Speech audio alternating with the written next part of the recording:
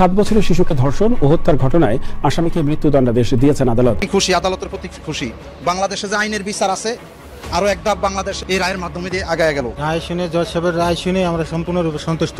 এরকম ঘটনা করব তার জন্য এরকম মৃত্যুদণ্ড দেওয়া হয়। দুনিয়ার বুকে জানি কারো মার এরকম বুক খালি না হয়। আমি এই দোয়াই করি আল্লাহর কাছে আমার মেয়ে ঠিক মতন বিচার পাইছে, এটাতে আমি অনেক খুশি। মাগুরায় 7 বছরের শিশু আসিয়ার নির্মম মৃত্যু।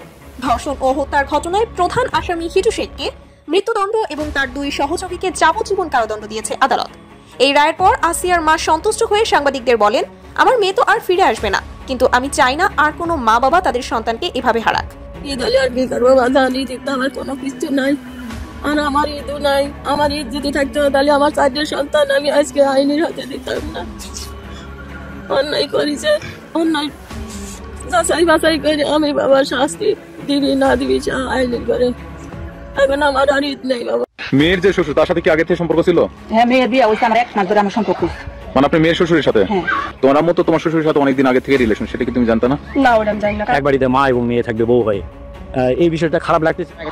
একটা মারা গেছে কিভাবে? মাসে বাড়ি বলাইছে, কারণ কি? ওই টাকা আমি রাখি ও তাহলে ওটার অবস্থা ভালো ছিল না। এইটাই ভালো।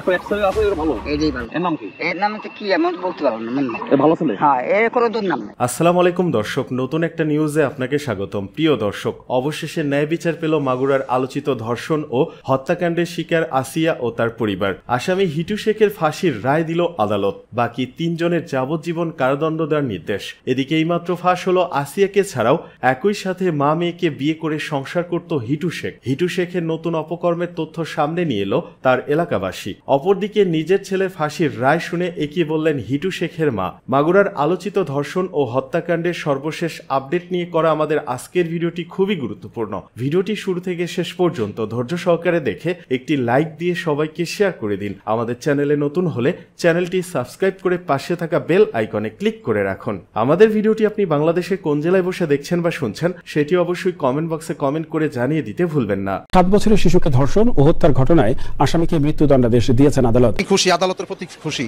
বাংলাদেশে যে আইনের বিচার আছে আরো এক ধাপ বাংলাদেশ এই রায়ের মাধ্যমে দিয়ে আগায় গেল। রায় শুনে, জজ সাহেবের রায় শুনে আমরা সম্পূর্ণরূপে সন্তুষ্ট।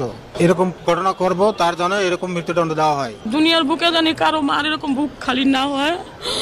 আমি এই দোয়াই করি আল্লাহর কাছে আমার মেয়ে ঠিক মতন বিচার পাইছে, এটাতে আমি অনেক খুশি। মাগুরায় 7 বছরের শিশু আসিয়ার নির্মম মৃত্যু। ধর্ষণ ও হত্যার ঘটনায় প্রধান আসামি হিটু শেখকে মৃত্যুদণ্ড এবং তার 2 সহযোগীকে যাবজ্জীবন কারাদণ্ড দিয়েছে আদালত। এই রায়ের পর আসিয়ার মা সন্তুষ্ট হয়ে সাংবাদিকদের বলেন, আমার মেয়ে তো আর ফিরে আসবে না, কিন্তু আমি চাই না আর কোনো মা বাবা তাদের সন্তানকে এভাবে হারাক। আদালতের রায়ে আমরা কিছুটা শান্তি পেয়েছি, তবে চাই এরকম ঘটনা আর না ঘটুক। অপরাধের নির্মমতা বিবেচনায় প্রধান আসামিকে মৃত্যুদণ্ড এবং বাকি 2 আসামিকে যাবজ্জীবন কারাদণ্ড দেওয়া হলো। প্রিন্সিপাল অ্যাকিউজড হিটু বিশ্বাসের এবং আমরা আশা করি দ্রুত সময়ের মধ্যে এই বিচার কাজ সম্পন্ন হবে। সর্বোচ্চ পর্যায়ে সন্তুষ্ট, একটা দৃষ্টান্ত স্থাপন হবে যেভাবে আমাদের দেশে নারী শিশু অত্যাচার হচ্ছে, এটা অনেকটা কমে যাবে। মাগুরায় স্থানীয় বাসিন্দারা বলেন, আমরা চাই এই রকম নৃশংস অপরাধ যেন আর না ঘটে। আমি যদি ঘর থেকে বের হই, আসিয়ার মতো আমারও ওরকম করে মারি ফেলবে না হলে তারা আর এই সমস্ত কর্মকাণ্ড করতে সাহস পাবে না। এই যারা ধর্ষণ করেছে এদেরকে আমি সর্বোচ্চ শাস্তি কামনা করছি। ওর ফাঁসি চাই, ওর লাগে মারিয়ে একটা শিয়াল কুকুর দেখায় ধরে কবর দেয়া হবে। সমাজকে সচেতন হতে হবে। শিশুদের নিরাপত্তার জন্য পরিবার, সমাজ এবং প্রশাসনকে একসঙ্গে কাজ করতে হবে। এটি বড় দাবি, এটি একমাত্র দাবি। আমরা চাই শিশু আসিয়ার দাফনের আগে এই বাংলাদেশে ধর্ষকের আগে দাফন হবে। কোনো প্রক্রিয়ায় কোনো আইনি জটিলতার কারণে যদি 1 দিন 2 দিন 3 দিনও দেরি হয়, তাহলে আসিয়ার লাশটি যেন হিমাগারে রেখে আগে ধর্ষকের রায়ের মাধ্যমে মৃত্যুদণ্ড হবে, তারপর যেন আসিয়ার দাফন হয়। এই একটি দাবি নিয়ে আমরা এখানে এসেছি। বিচার পেলেও অপরাধ ঠেকাতে হবে আগে। প্রিয় দর্শকবৃন্দ, ভিডিও শেষে আমি আপনাদের সঙ্গে কিছু গুরুত্বপূর্ণ বিষয় শেয়ার করতে চাই। আমরা আগের সাফল্যগুলোকে সামনে রেখে এগিয়ে যেতে চাই, যাতে সেই ইতিবাচক পদক্ষেপগুলো বর্তমান সরকারের নজরে আসে। আমাদের লক্ষ্য সরকারের উচ্চ পর্যায়ের প্রতিনিধিদের সচেতন করা, যাতে তারা জনগণের প্রয়োজন, বিগত দিনের সৎ, নিষ্ঠা, ন্যায়পরায়ণ, এছাড়াও অপরাধী এবং বর্তমানে তাদের বিরুদ্ধের দাবিগুলোকে আরো গভীরভাবে বুঝতে পারে এবং প্রয়োজনীয় উদ্যোগ গ্রহণ করে। আমরা দাবি করতে চাই একটি দৃষ্টান্ত হিসেবে বাংলাদেশ প্রতিষ্ঠিত হোক। দর্শক এই দেশে বেঁচে যায় না, এর মৃত্যুর মধ্যে দিয়ে, দর্শকের বিচারের মধ্যে দিয়ে আমরা এই দাবিটি উপস্থাপন করতে চাই। বাংলাদেশে দর্শকের কোনো ছাড় নেই এবং দ্রুত বিচারের মধ্যে দিয়ে একটি দৃষ্টান্তমূলক রীতি স্থাপন করা হোক। এই দেশে দর্শন করে কেউ পার পাবে না।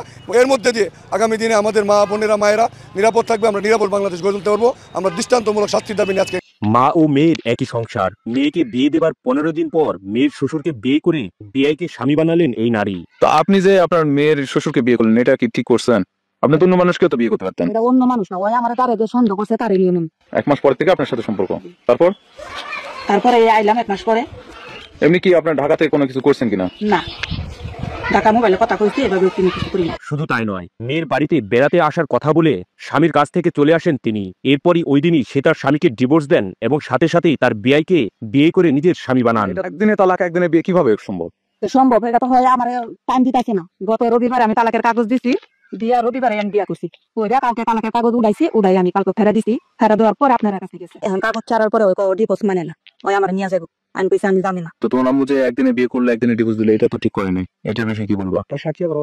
আর সাক্ষী তোমরাই ডিভোর্স দিছেন, আপনার বিবেকে কি করা যায়, এটা কি করা যায় না আপনারা ই করেন। এদিকে নিজের মাকে শাশুড়ি হিসেবে পেয়ে খুশি মেয়েও চাচ্ছে না তার মা তার বাবার সংসারে ফেরত যাক। এখন উনি এই জায়গা থেকে গেলে মরে যাবে, এটা কি কেউ চাইবে? আমি কি চাবো যে আমার মায়ের জায়গা থেকে গিয়ে? এটা তো আমার সম্মতি আছে। এই নারী জানান মেয়েকে বিয়ে দেবার পর থেকেই মেয়ের শ্বশুরের সাথে ফোনে কথা বলতে বলতে পরকীয়ায় জড়িয়ে পড়েন। অল্প কয়েকদিনের ব্যবধানেই তাদের এই সম্পর্ক আরো গভীরে রূপ নেয়। অবশেষে মেয়ের শ্বশুরের প্রতি তার আগ্রহ এতটাই বেড়ে যায় যে মাত্র 15 দিনের ব্যবধানে মেয়ের বাড়িতে বেড়াতে এসে মেয়ের শ্বশুরকে বিয়ে করার সিদ্ধান্ত নেন তিনি। এরপর একই দিনে নিজের স্বামীকে তালাক দেন এবং বিআইকে বিয়ে করেন এই নারী। তো রবিবারে তালাক করলে রবিবারে তো বিয়ে তো করা সম্ভব না। তা আপনি কিভাবে বিয়ে করলেন? তালাকের তো 40 দিন পরে বিয়ে করার কথা। আমি একসাথে, আমার দূরের রাস্তা, আমার টাকা পয়সা লাগবে, আমি বিয়ের সাথে করছি, এখন আমি সংসার করি। এমনই এক চাঞ্চল্যকর ঘটনা ঘটেছে নওগাঁর ধামুরহাট পল্লীতে। এ নিয়ে গ্রামে কয়েকবার সালিশি দরবার হলেও মেয়ের মায়ের সাপ কথা, তার সাথে আমার সম্পর্ক অনেক আগেই, এখন আর আগে সংসার করব না। মানে এই জায়গায় আসছি বেড়াইবা লাগে, তখন আমার বলছি, আমি কইছি যে তুমি যে যাইবা রেখে আবু জানে, তুই তো জানোস যে তোর আবু অন্য কোনোখানে যাইতে দেয় না। এটা সত্যি, যদি উনি বলে যে বেড়াইতে যাবো 2 বছর 5 বছর উনি যাইতে দেয় না। তুমি জায়গায় কতদিন বেড়াই বাবু, মানে এই কথা আছে কইতাছে আমি ঈদের পরে চলে যাবো। মানে উনি আর পরে সন্দেহ করছে, মানে যেদিন আমরা আসছি শনিবার আবু সকালবেলা আসছে, পরে আপু আইলো, তারপরে আমরা তুইলা দিলাম, উনি ঈদ দিয়া মাইক দূর করছে। আবার যে গাড়িওয়ালা উনি মেম্বারে বলছে 5,000 টাকা নাকি ঘুষও দিছিল, মানে মেম্বার আবু 5,000 টাকা ঘুষ দিছিল নাকি আমার আম্মু দিয়া ধরে। বকাবু কি করলাম যে আবু কান্নাকুটি করে, এটা করে ওটা করে, আমি করে ডাটাডাটি করে। আমরা বললাম উনির কথা যে উনি মামলা করবে, এটা করবে। আমি কইছি যে আপনার যদি ভালো হয় যে মামলা করে আমরা নিতে পারেন তাহলে নেন। মা ও মেয়ে একই বাড়িতে আছেন, এ নিয়ে প্রশ্ন করা হলে বলেন এখন আনন্দেই আছেন। আচ্ছা ঠিক আছে, এখন বিষয়টা হচ্ছে আপনি এবং আপনার মেয়ে এক পরিবারে আছেন, সেই জায়গা থেকে আপনার কেমন লাগছে? ভালো লাগছে। আর মেয়ের কথা শুনলে মনে হবে তারা যেন এ যুগের লাইলি মজনু। প্রশ্ন ছিল তোমার মায়ের তোমার শ্বশুরকে বিয়ে করা ঠিক হয়েছে কিনা, উত্তর শুনলে অবাক হতেই হয়। ওনার মধ্যে তোমার শ্বশুরকে বিয়ে করছে, এই কাজটা কি ঠিক করছে কি ঠিক করে না? মিল হয়ে গেছেন কি, আমরা কি চালিকার বাধা দিতে পারবো? তাহলে উনি যদি এই জায়গা থেকে যায় তাহলে উনি 20 খাইব না মরে যাইব। তাহলে আমি কি চাবো যে আমার মায়ের জায়গা থেকে গিয়ে 20 বা মরে যায়? ঘটনা এখানেই থেমে নেই। মেয়ের শ্বশুরকে বিয়ে করে একই বাড়িতে থাকছেন মা ও মেয়ে, আর তা দেখতে প্রতিদিনই ভিড় করছেন শত শত মানুষ। এটা কি বলবো, আজকাল দিন দুনিয়ার যে পরিস্থিতি, দ্বিতীয় জগন্নাথ আমাকে। আচ্ছা, ওরা একটা গুরুত্বপূর্ণ অভিযোগ করছে যে এখানে আপনি টাকা পয়সা নিয়ে বিচার সালিশ করেছেন, বিষয়টা আপনি কি বলছেন? এটা এরা চাচ্ছিল যে মেয়েটা কেন এখান থেকে যাবে, এই জন্য আমি চাচ্ছিলাম না যে এটা মা এবং মেয়ে একই বাড়িতে থাকবে। বিয়ের সাথে ওই বিয়ে করবে মেয়ের মা, আর ছেলে বিয়ে করবে ওই মেয়েটা, এক বাড়িতে মা এবং মেয়ে থাকবে বউ হয়ে। এই বিষয়টা খারাপ লাগতেছিল জন্য আমি ওই মেয়েটাকে এখান থেকে পাঠাই দিছি অনেক বুঝে শুনে। আর এইটা এরা মানে নিতে পারতেছিল না। এখানে আরেকটা বিষয় হচ্ছে, ওই যে লোকের সাথে দিয়ে পাঠাইছেন, ঢাকার যে লোক, মানে মেয়ের বাবা, সে অভিযোগ করছে যে তার কাছে আপনি টাকা পয়সা নিয়েছেন, এই বিষয়টা আপনি কি বলছেন? না, এটা মিথ্যা কথা। বাড়িতে আছে বাড়িতে সে নাই, তার বউ আছে। নাই না, এখানে সাওয়াল পাওয়াল আছে, তার আছে, তারা বাড়িতে থাকে আছে মানে আমি তো চাই নিতে পারবো। হিটু এবং হিটুর আরেক ভাই যে মারা গেছে, এও লোক সুবিধা ছিল না, জনগণ থেকে মেরে ফেলছে। হ্যাঁ, এই যে এই কাজটা করলো, এটার জন্য আপনাদের খারাপ লাগে? খারাপ না, আমরা তো যাই না, লজ্জা মানে আমরা মহিলা না, আমাকে লজ্জা আছে না, এই জন্য আমরা তো যাই না। এই যে আগুন আছে পুড়ে গেছে, আমরা তো যাইনি। মানে এমন কাজ করছো যেটা আপনাদের শুনতে লজ্জা লাগে? এই সমাজে যায় না, সমাজে যায়। ছোট মেয়ে, ছোট একটা মেয়ে, এই ওই যে শাস্তি কি চায় তারা তো শাস্তি চাচ্ছে জীবনের মতো শেষ। আর ওই মেয়ের ছেলেটারে 2টা ছেলে আছে, ওই জায়গা ওর আর বউ, ওকে জীবন যাপন জেল, এই শুনতেছি আমরা। যারা আর যে 2 ছেলেরা কেমন হলো? তাকে কথা, তারা তো ভালো, ওই বড় ছেলেটা, ওই ছেলেটা মাঠে ছিল, মুসুরি পেত, ও সব জানে না। ওই সাথে সাথে মেয়ে ছাড় গেছে, জানো না? এটা তো হয়েছে রাতে, পরবাতে খাওয়া সবাই ভোরাতে। হ্যাঁ, পরবাতে খায় ভাত, সেই রাতে কাহিনী। তাহলে তো ওই সময় কি ওই আসিয়া দুলাভাই বাসা ছিল না? উনি আবার দরজা খুলে চলে গেছেন মুসুরিতে। ও ওই ভোরাতে গেছে? হ্যাঁ, এটা ভোরাতে ও যাওয়ার পরের কাহিনী। হ্যাঁ হ্যাঁ হ্যাঁ, সবাই ওই বউ গেছে, ওই বউ হিটুর বউ গেছে, ওই 2 ছেলেও গেছে, আর ওই বাচ্চাটা আর বউটা দুটার বউ ওরাই করেছে। ও এটা বড়দের কাহিনী। হ্যাঁ ওই বড়তে হয়তো সবাই চলে গেছে কাজে। হ্যাঁ আর এই ফাঁকে হিটু এই কাজটা করছে। আর ওই আসিয়ার বোন ছিল বাসায়, দুজন, 3 জন ছিল। তো এই ফাঁকে কাজটা করছে। হ্যাঁ ওদেরকে জানতো না তাই? না ও আমরা তো শুনছি রাত 2:30টার দিকে নাকি। না না না না ওর তো মারিয়ে বেড়াচ্ছে, কারণ ওর বোন চেতন পাইছিল তাইতে মারতে পারবে, ওরটা শেষ করে। ও পরে আসিয়া মেরে ফেলতো। হ্যাঁ তুই বেশি কথা বলে তোর কুয়ার মধ্যে ফেলে দেবো। এই কথা বলছি ও শ্বশুর, তাই তো সারা শব্দ করে না। আচ্ছা আচ্ছা। তারপরে কি গেছিলেন আমার তো মারা গেছে শুনছেন? মারা গেছে, হ্যাঁ আমরা শুনছি হেলিকপ্টার দিয়ে গেল। সেদিন মেলা মানুষ হয়েছিল ওই নামাজের মাঠে, মেলা মানুষ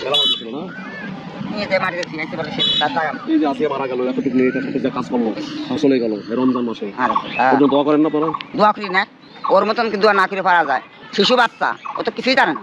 ও আইসে তাই বাড়ি বেড়াতে, আমার কি তাজ বাড়ি বেড়াতে আছে রমজান দিন, তা হচ্ছে জামা কাপড় দিবি, ভালো মন্দ খাওয়াবি পড়াবি, বাইরে বাড়ি চলে যাবে। তার যে স্বাস্থ্যের রয়েছে উপর আল্লাহ ছাড়া কেউ জানে না বাবা।